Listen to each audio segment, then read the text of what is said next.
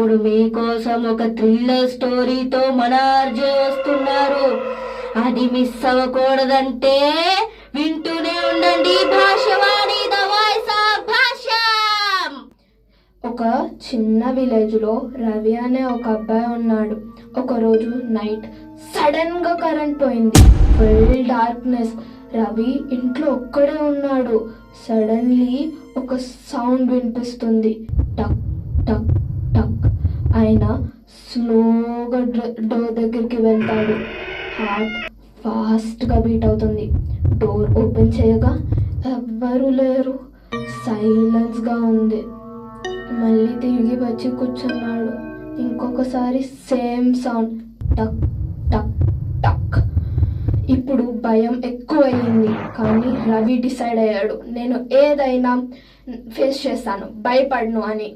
డోర్ని స్ట్రాంగ్గా ఓపెన్ చేశాడు. బయట ఒక చిన్న పప్పి ఉంటుంది. రెయిన్లో పెట్టాయి హెల్ప్ కోసం నాక్ చేస్తుంది. రవి నవ్వాడు. తన భయం అంతా పోయింది. సో లిసనర్స్, స్టోరీలో ట్విస్ట్ చూసారు. మనం చాలా సార్లు రియాలిటీ కన్నా మన ఇమాజినేషన్ తో ఎక్కువ భయపడతాము. ఫియర్ అనేది చాలా సార్లు మన మైండ్ క్రియేట్ చేసేది. కానీ కరేజ్ తో ఫేస్ చేస్తే అది సింపుల్ గా డిసపియర్ అయిపోతుంది.